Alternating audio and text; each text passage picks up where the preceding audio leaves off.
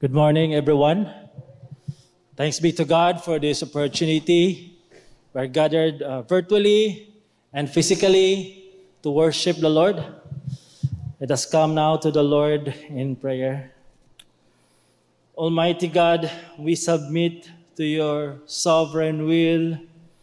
We submit that you are the Lord of heavens and the earth. And I pray, Father God, that as your word will be heard by your people, may these words, O God, bring encouragement, hope, and even life to those whom you will save, O Lord God. Father God, I pray that you will move in our midst this day. In Jesus' name, amen. Let us begin by reading Romans 8:28 to 30. This is our passage this morning. And we know that God causes all things to work together for good to those who love God and to those who are called according to his purpose. For those whom he foreknew, he also predestined to become conformed to the image of his Son, so that he would be the firstborn among many brothers and sisters. And these whom he predestined, he also called. And these whom he called, he also justified. And these whom he justified, he also glorified. Now our title is Salvation Guaranteed. Salvation Guaranteed. And now, last week, when David asked me that I will be the one to preach this Sunday, I was a little bit shocked because I was not expecting it. Somebody was assigned, but because of God's providence, again, I am here in front of you. And I asked myself what topic or message that I will bring to God's people in relation to our present circumstances, like COVID is rising, war in Israel, economic disaster. There are many things that are happening right now, and most of us, even Christians, are worried. There's fear lurking in their hearts. There are perhaps anxiety attack. And what message I will bring to these people so that somehow God would comfort them. And I was thinking, and this verse, Romans 8:28, is one of my favorite verses. And in fact, this is my life verse. I told my wife last night that whenever I die, engrave this verse, Romans 8:28, in my tombstone. Because this verse really comforts me. And most of my colleagues in GCAF, they call me that I am a chill guy. Chill. Like everything is just a chill thing. But, deep inside my heart, I know that fear is really lurking also in my heart. Worries also. Because I'm just a human being. But whenever fears and anxiety attacks me, when I face that situation, one of the verses that I always look upon is Romans 8:28. And I believe maybe some of us, this is also one of our favorite verses in the Bible. And that's why I decided to preach this to you. And I went through until 30 so that it will be complete. Okay, so now let's begin by setting the context. Now, Romans 8 begins, therefore, meaning this is the application of Paul, what he discusses from chapter 4 to 7. Paul expounded how man is justified in the eyes of God. That man is justified by faith alone, through Christ alone. No amount of good works, religious affiliation that can save a man. Only Christ can save a man, and only through faith in Christ and by grace alone that God gives to him, man will be saved. And as a result, there is now no condemnation. Man will not experience the punishment, the condemnation of God when he puts his trust in Christ, because his sins has been removed by Christ when he died on the cross. Christ is the one who took the punishment. Christ is the one who lived a perfect life for them, so that they would be justified in the eyes of God. So there is no condemnation. There is no punishment. There is no eternal suffering for those who trust in Christ.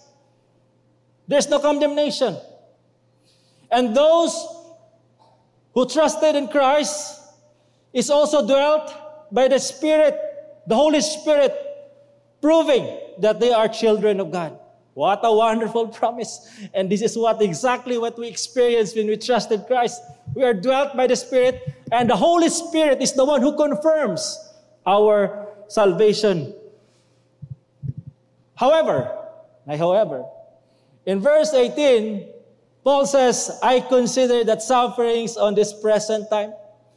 The reality is, even though you have achieved justification in the eyes of God through your faith in Christ, though you have dwelt by the Spirit of God, you are not exempted by this present suffering. You are not exempted by this suffering. That's why when the COVID came, we experienced suffering. There's also so-called internal suffering. We are still struggling in an ongoing war against sin. There is groaning inside of us. We have weaknesses. We have to persevere. That's the suffering that we are carrying while we are here on this earth. And not just that. In Romans 8:20, Paul says, for the creation was subject to futility. We are living in this fallen world. We are living of this world subject to futility. So do not make this world heaven, because that is a fantasy. The reality is, while we are here on earth, we are experiencing suffering. That's why we experience sickness, we experience, there are wars, there are viruses all over. Okay? So that's the reality. We are not exempted of suffering. However, the good news is this. In verse 28, in Romans chapter 8, we know that God causes all things to work together for good. We know that God is sovereign. We know that God is all-powerful. We know that God is the God who works in providence. That even though we experience suffering, we experience sickness, spiritual, not just physical sickness, perhaps there are economic struggle that you are experiencing, relationship struggles. But in spite of that, God causes all things.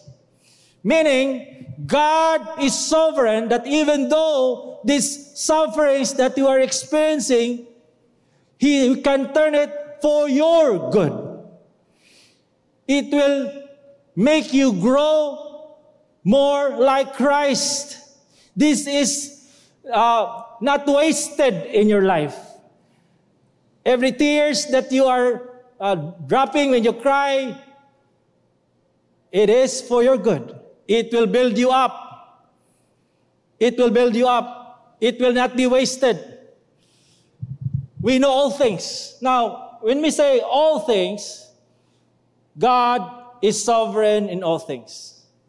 God is sovereign over viruses, over our government, over bacteria, over everything. And even God is sovereign, even salvation of man. He is the one who decides. He is the one who judges man, because He is sovereign. He is above all. And according to John Piper, God's sovereignty is His right and power to do all He decides to do. God has the right. God has the power also to carry out what He decides, what He ordains, because He is all-powerful. Now, we must establish this. But if you cannot submit to the sovereignty of God, if this is not clear to you, then you will be struggling in what I am about to say to you in the preceding verses. Okay? We embrace this, that God has the right and power to do all He decides to do. No one can thwart Him. No one can hinder Him. He can do what He pleases. Now, all things works together for good only to those who love God and to those who are called according to His purpose. So this promise is exclusively for those who love God. And who are these people? The Christians. Christians, our identity, our life is marked by our love for God. Our life is marked by our affection towards God. We are the ones that love God. We cannot expect Buddhists or other religion to love God because they're not Christians. Only genuine believers can love God. Okay? And they are called according to His purpose. Now, sometimes, this verse is mentioned by different preachers, and they said, okay, all things work together for good. Okay, now you have experienced broken relationship. Anyway, God will work together for good because you will find someone better. Wow. Now, that is not the goal. The goal is, okay, we will become like Christ. Christ's likeness is the goal that God works together for good. Our goal is to become more like Christ because that's the goal of God for us. Now, okay. So the question is, why does God cause all things to work together for good to all believers? All believers, no exception, all believers. Answer is this: for those He foreknew. For those He foreknew. Now, what does it mean, foreknew? Okay, God's foreknowledge, or God's knowledge and foreknowledge of people have to do with His knowing them in an intimate and salvific way. When God foreknows a person, He sets His love and favor upon him, her, before time began. That's the foreknowledge of God. God knows you already before you were born. And in eternity past, before the foundation of the world, before the planets existed, before the universe existed, God Himself exists. His foreknowledge is that in eternity past, He foreknew those people where He sets His love and favor upon them. He knew them already. It is a reality of God already. God is the one who chooses, according to His good pleasure and purpose, a people that He would show His love and favor. Technically, God knows all people. But there are certain people whom He chooses that He will show His love affection and favor to them. That's the foreknowledge of God. That's the foreknowledge of God. It's beyond imagination, but that's what the Word of God says. He knew you before you were born. Reference, Jeremiah 1:5. God said to Jeremiah, I formed you in the womb, I knew you. The context is that Jeremiah was called by God as a prophet, and this time Jeremiah was young. He complained to God. But this is the response of God to him. Before I formed you, I knew you already, Jeremiah. In eternity past, God knows already Jeremiah. And He sets His love to Jeremiah. He favors Jeremiah. And before you were born, I have appointed you as a prophet to the nation. Can't you see? Knowing and then predestination. He predestined, appointed you as a prophet to the nation. In 1 Corinthians 8:3, if anyone loves God, he is known by God. If anyone loves God, he is known by God.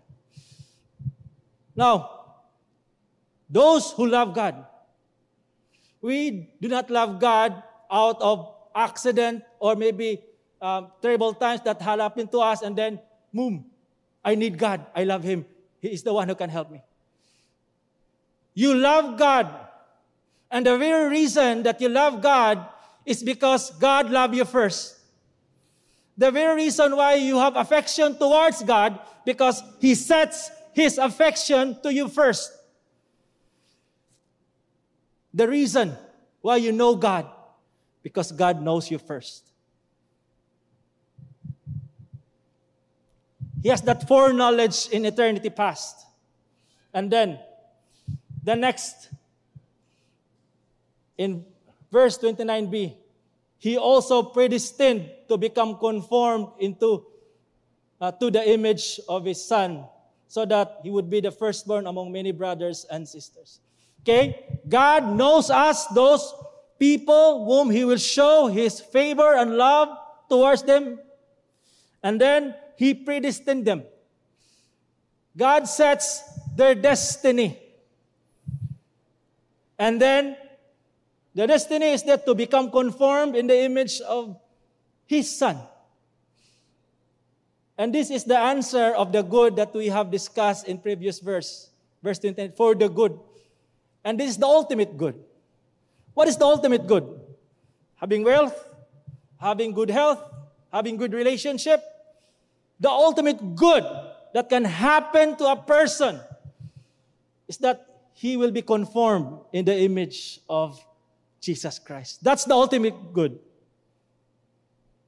And this is also our desire, our goal in life, to become like Jesus Christ. To those who love God. We love God not because of what He has given to us. We love Him because He loves us first. We love Him because God has already predestined us to be conformed in the image of His Son. Now, predestination refers to the destiny appointed for those who are chosen. Those that has been chosen by God in eternity past, He also predestined them. Meaning, God has appointed a destiny for them. Glory. Glory with Jesus, and of course, predestination to be conformed in the image of Jesus Christ. That's the goal. That's the goal. And then, according to John Piper, first, God chose us, that is, He unconditionally sets His favor whom He will.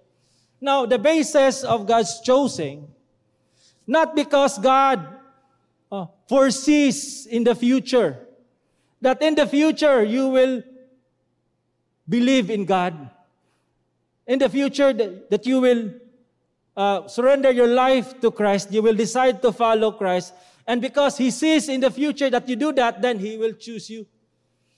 No, that's not the way. He chose you so that you can believe in Him. You cannot believe in God unless God has chosen you first. And the basis of His choosing, out of His good pleasure and purpose and will, not the basis of what you will decide in the future. It is according always to His good pleasure and will. That's how God does it. He destined them for the glorious role in eternity. We have a purpose, and we have eternal purpose. So your salvation is not an accident. Dili ni na timingan lang. Dili ni siya unsa lang, but this is according to the plan of God. Now, when God sets His salvation plan, no one can thwart it. No one can hinder it.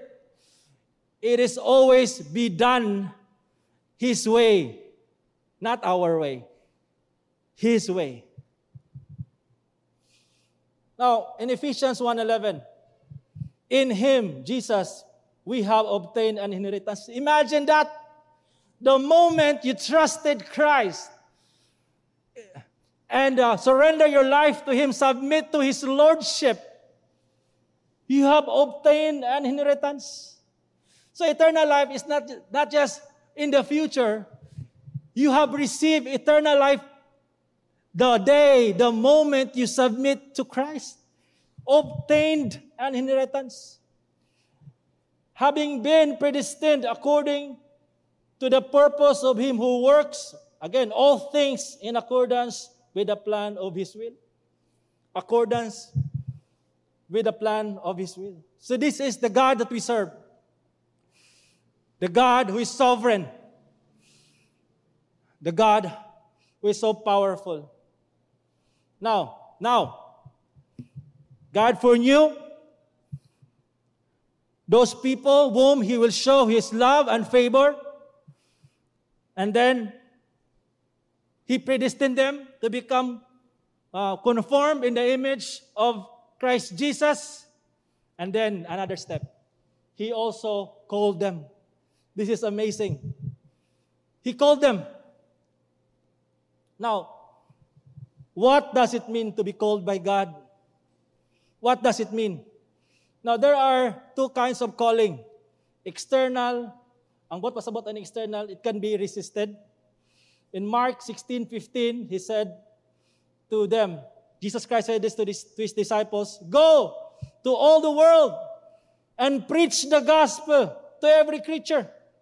So meaning, when we preach the gospel, we are preaching the calling of God externally, commanding people to repent, commanding people to believe in Christ. We are commanded by God or by Jesus Christ as well to preach the gospel to all people. But we have to be reminded again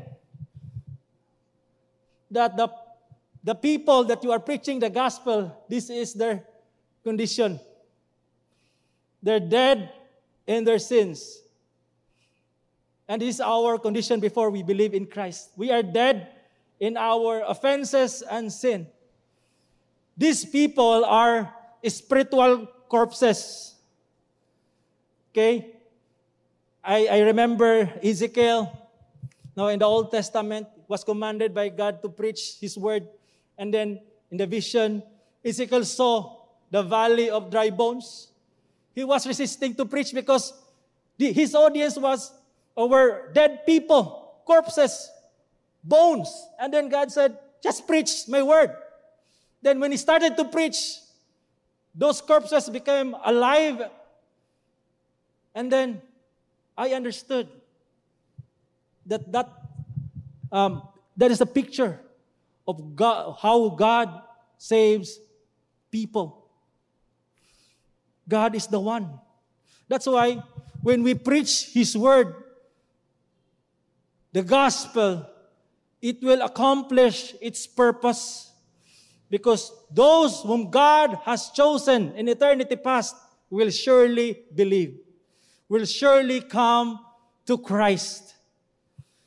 So remember that dead people are dead in sin. They are incapable of loving God. They cannot submit to God. They cannot please God. This is what Romans 8:7 and 8 says. Because the mind set on the flesh is hostile toward God. He cannot submit to God. It does not subject itself to the law of God. For it is not even able to do so.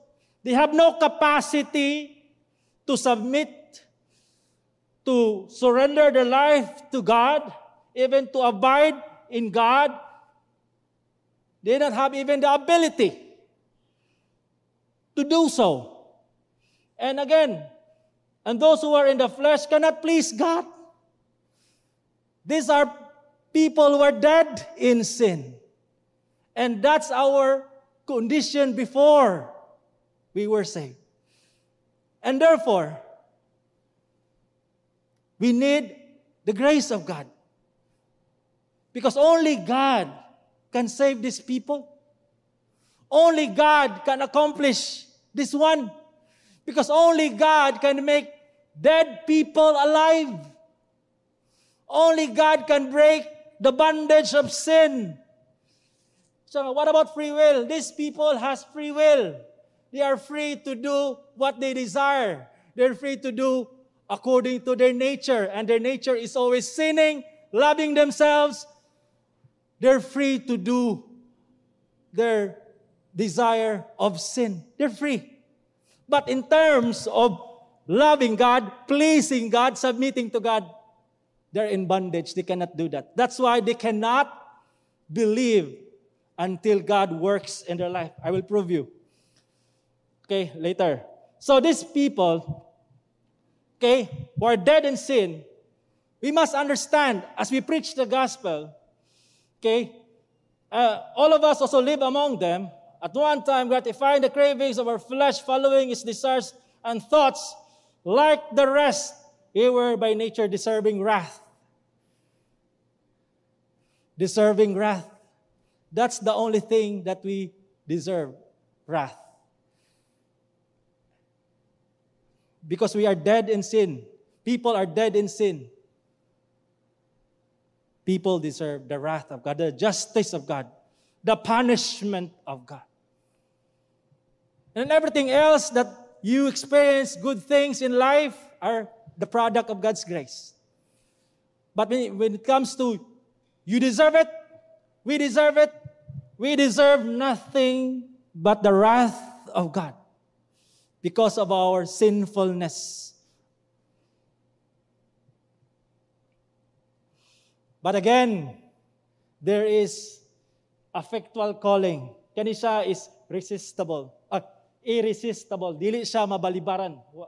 Effectual call, spiritual call is wherein the Father calls the elect to the Son through the power of the Holy Spirit. Now there is external call. Yes, God provides a way. His elect will hear it. But there's another grace that God will show to His elect.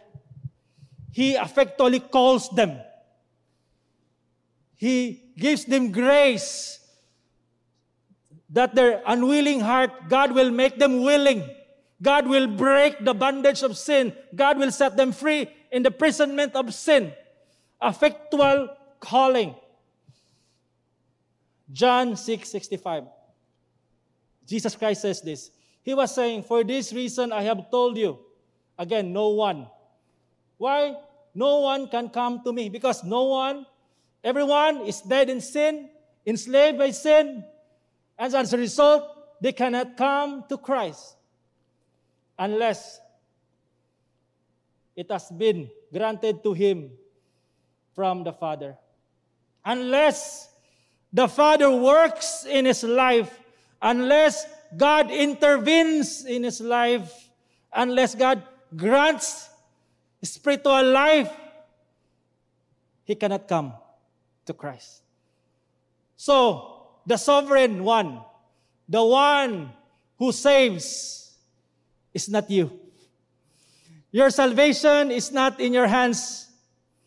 Your salvation, the salvation of our relatives, co-workers, even sa atong children, is in the hands of God. Unless God granted him. So, the question is, what does God granted? What does this mean?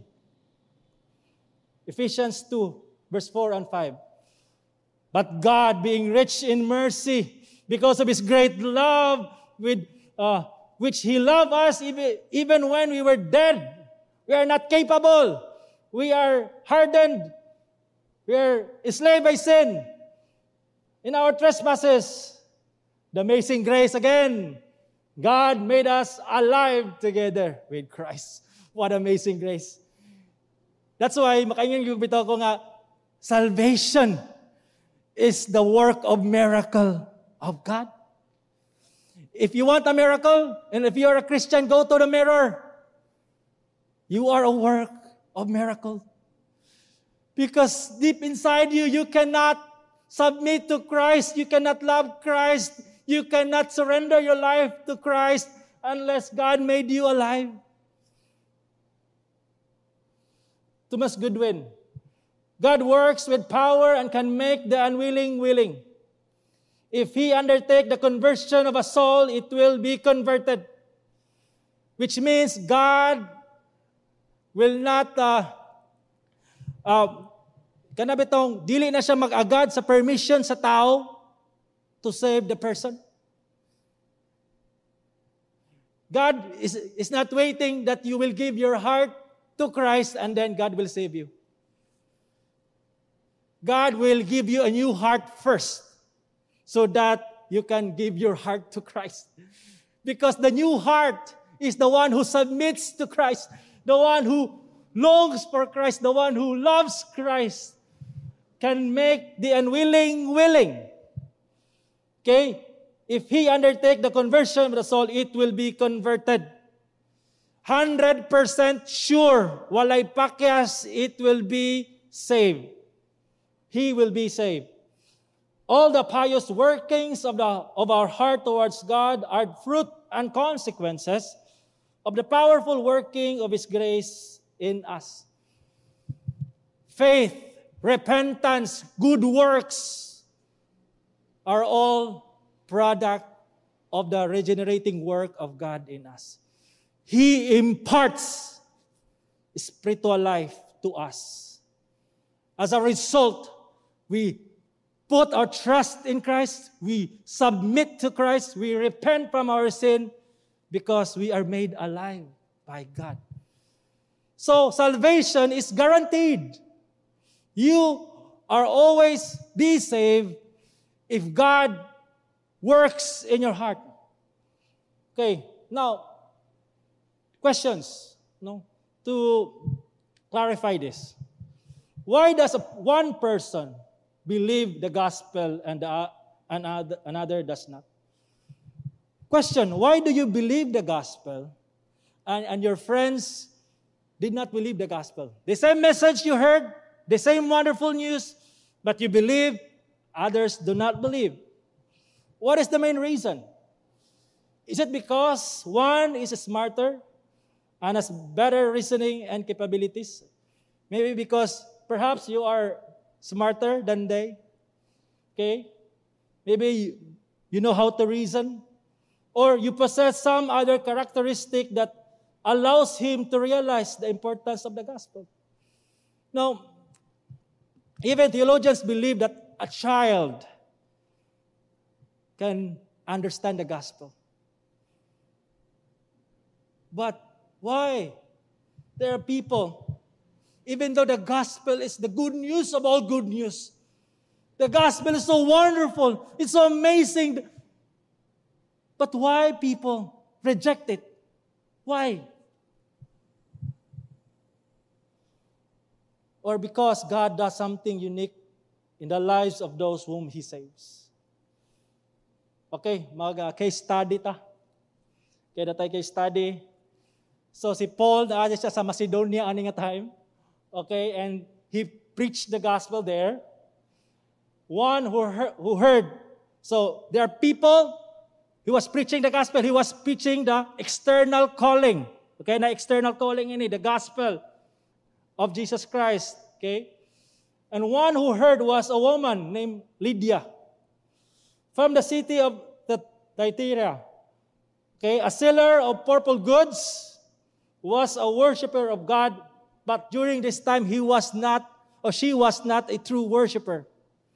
Her heart was far from God. Okay?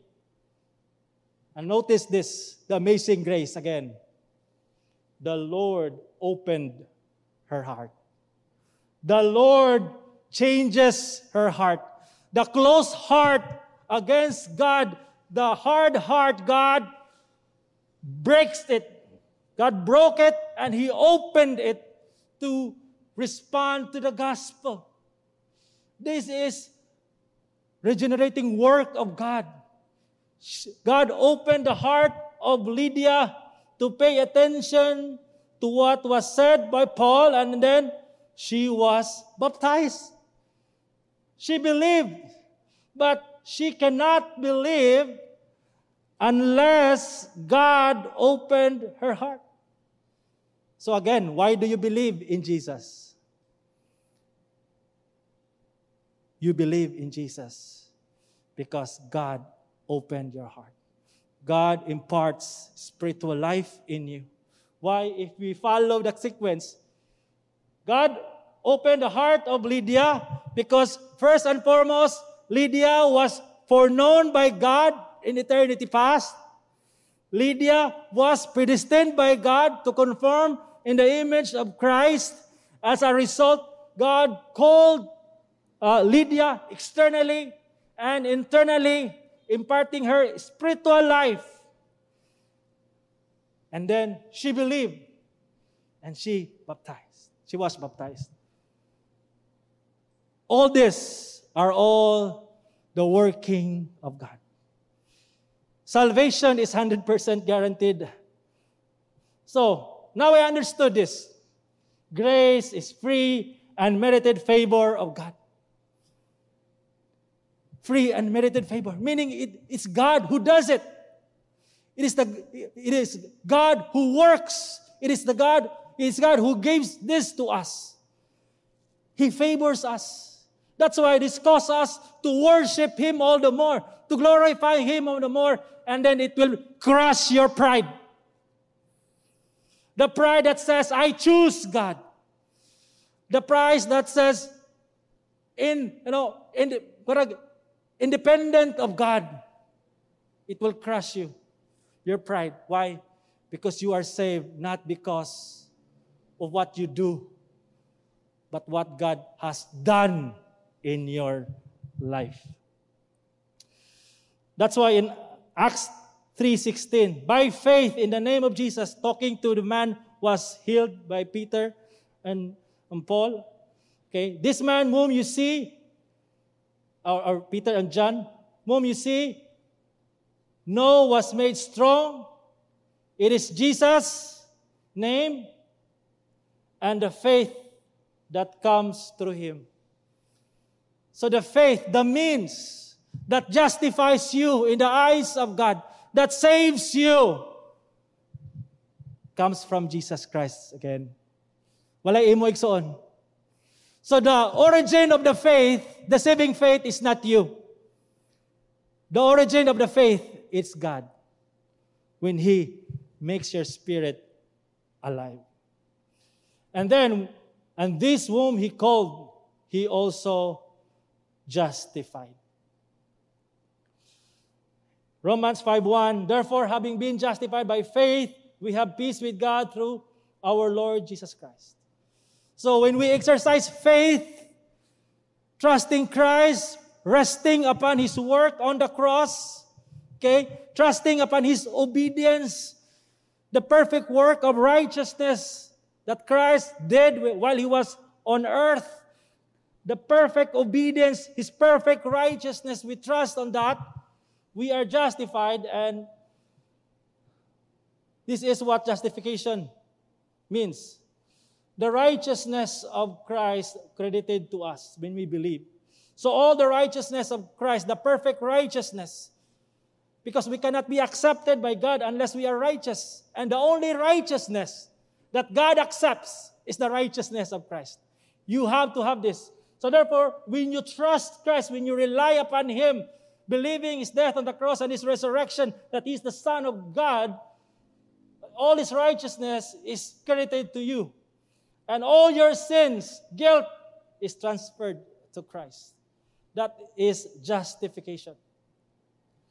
So, when God justifies us, immediately, the moment you exercise your faith in Christ, immediately and completely, meaning this is not a progressive justification completely, because Christ's righteousness is complete, and you have this when you trust Him, and permanently, your justification is irrevocable, meaning it will not be taken away from you, because it is God who gives it to you, because your faith is alive permanently.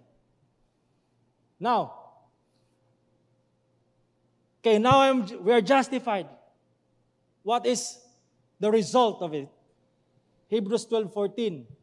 Pursue peace with all people and the holiness without which no one will see the Lord.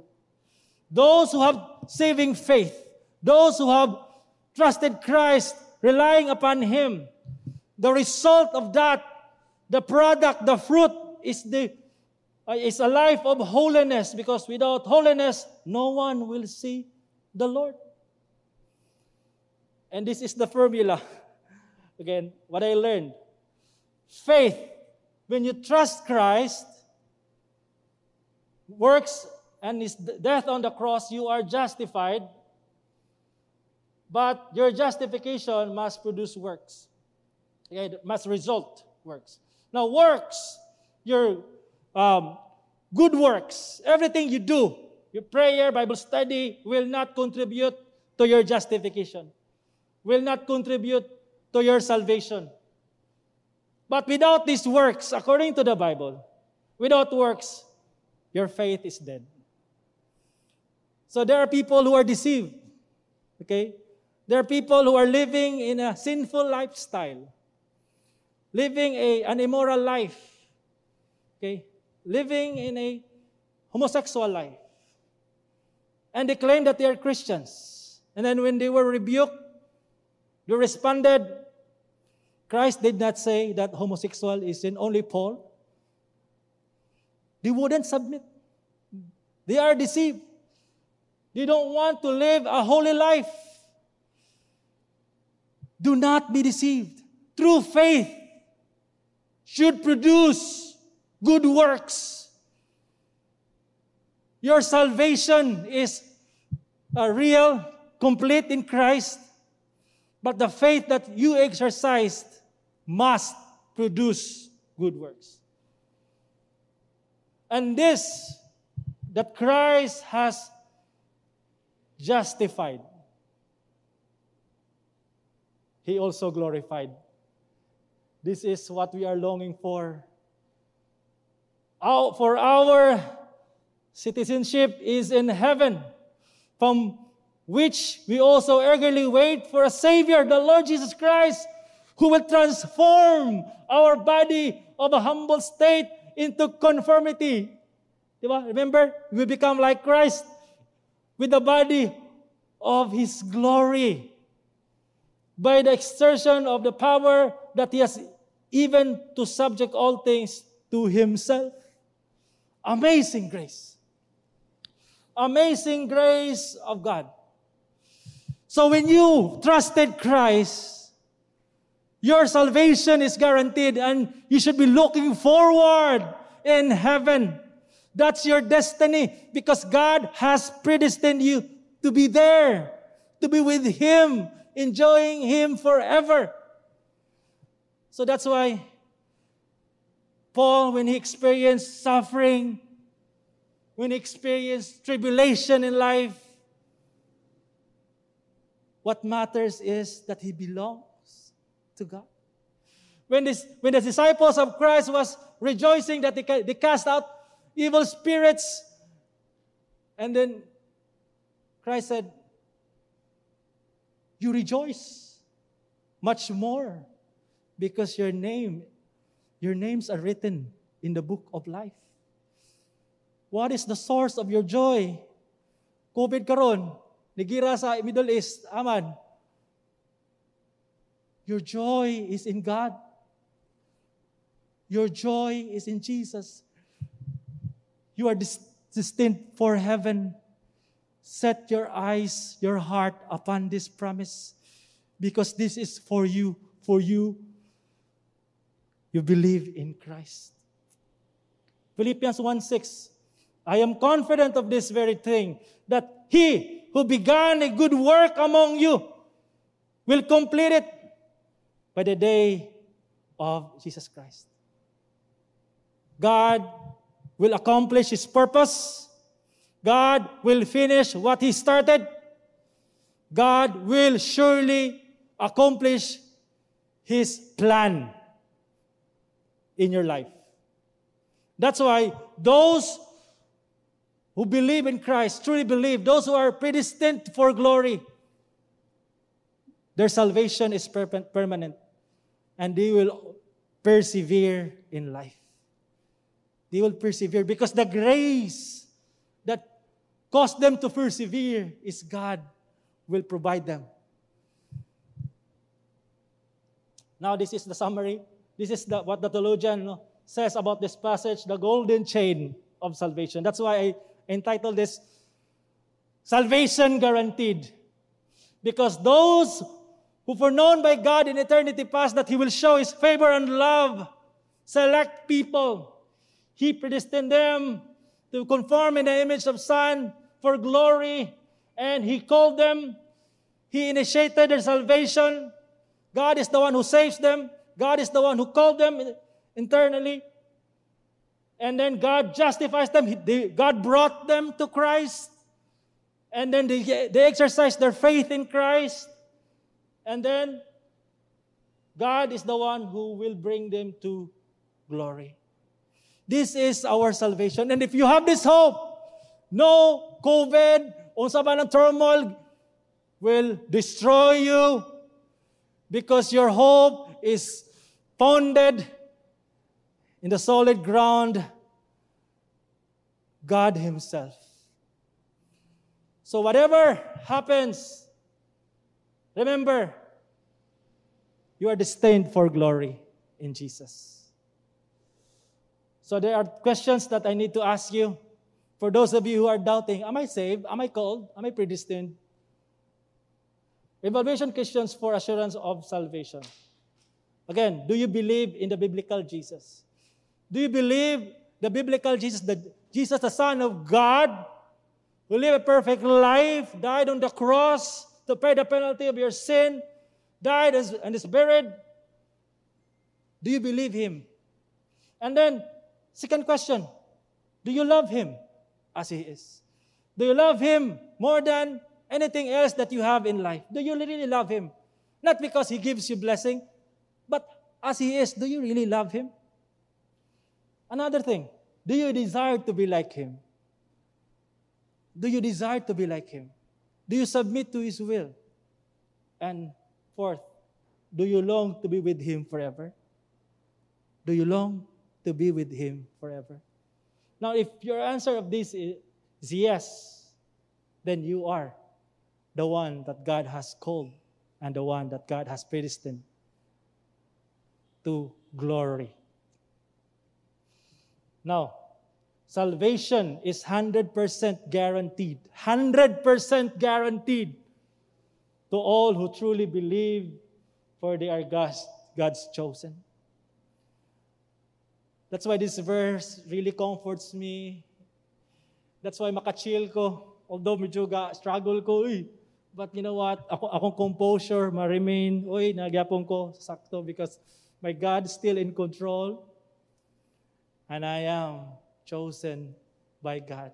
God showed me grace, His favor, His mercy, even though I don't deserve it. But God sets His love for me and brought me to Jesus. I hope that's true for you, my brethren. Let me give you a promise from Jesus Christ. Truly, truly, I tell you, he who believes has eternal life. I am the bread of life. Let's pray. Father God, thank you so much for this wonderful news that we are your chosen people in eternity past. You have favored us with your love and grace. You have predestined us to conform the image of your Son and called us and justified us and brought us to glory. Lord, you are the one. You are alone that can save us. And we glorify, O Lord. And Lord, even our relatives, our family members who are not yet in you, in Christ Jesus, I pray, Father, that you will work in their hearts to see the glory of the cross in Christ Jesus. And they will submit and be justified and enjoy this blessing that we have enjoyed right now in you. In Jesus' name, amen.